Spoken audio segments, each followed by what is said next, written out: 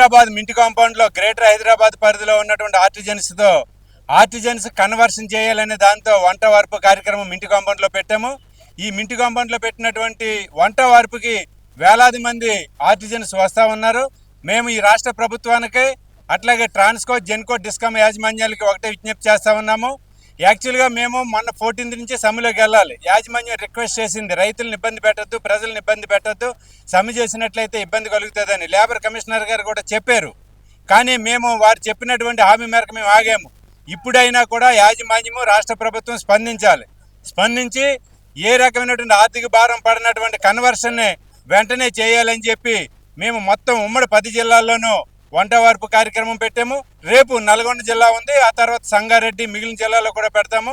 వెంటనే విద్యుత్ శాఖ మంత్రి బట్టి విక్రమార్క గారు, ముఖ్యమంత్రి రేవంత్ రెడ్డి గారు ఈ విద్యుత్ సంస్థలో ఉన్నటువంటి ఆర్టిజన్స్ కన్వర్షన్ సమస్యను వెంటనే పరిష్కారం చేయాలని చెప్పి ప్రభుత్వం దృష్టికి తీసుకొస్తా ఉన్నాము.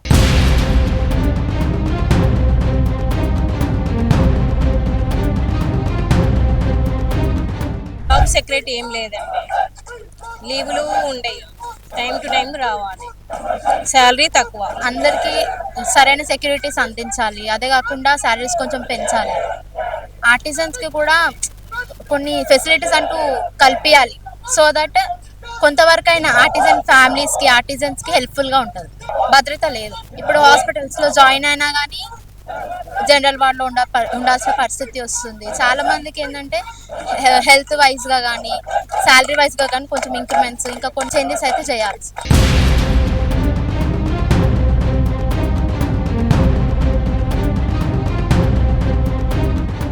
మా కన్వర్షన్ కోసం రాష్ట్ర వ్యాప్తంగా నిరసన తెలుపుతున్నామన్నా.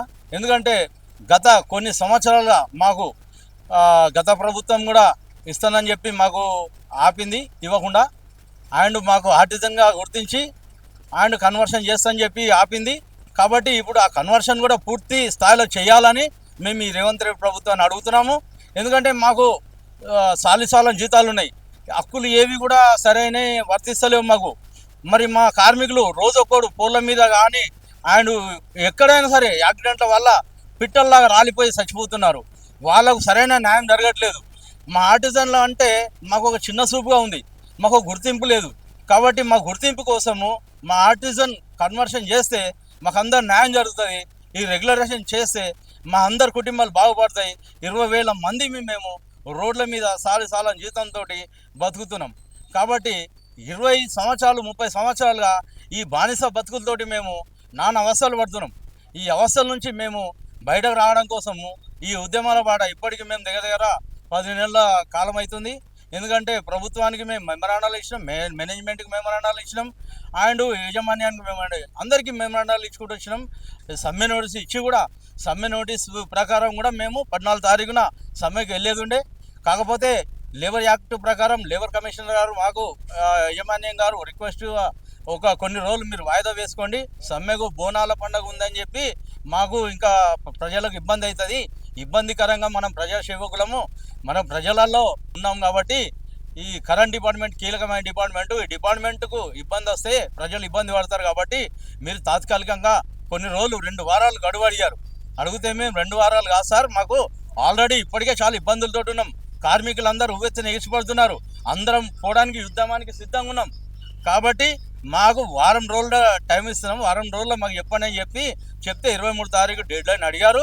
23 తారీఖు రాదు మేము దీనికి లేబర్ కమిషనర్ గౌరవించినాము, ప్రభుత్వాన్ని యజమాని గౌరవించి మేము తాత్కాలికంగా ఆపుకున్నాము, దీన్ని వాయిదా వేసుకున్నాం. కాబట్టి ఇప్పుడు ఈ 23 తారీఖు రోజు మాకు సరైన న్యాయం జరిగి మాకు కరెక్ట్గా రాకపోతే దీన్ని మేము ఏ టైంలోన్నా మేము సమ్మెకు దిగడానికి సిద్ధంగా ఉన్నాం, మెరుపు సమ్మెకు దిగడానికి కూడా సిద్ధంగా ఉన్నాం.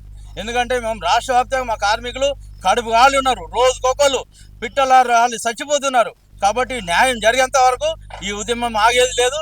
ఇట్లాగే రోజుకొక చోట ఎక్కడో చోట మేము వంట పార్పులతో పాటు ప్రతి ఎస్సీ ఆఫీసుల కాడ డి ఆఫీసుల కాడ ఎక్కడైనా సరే నిరసన కార్యక్రమాలు తెలుపుతూనే ఉంటాము. మాకు న్యాయం జరిగేంత వరకు మేము ఈ పోరాటం కొనసాగిస్తాము. టీవీఎస్సీ జేఏసీ తరఫు నుంచి ఖచ్చితంగా విజయం సాధిస్తాము. జై టీవీఎస్సీ జేఏసీ.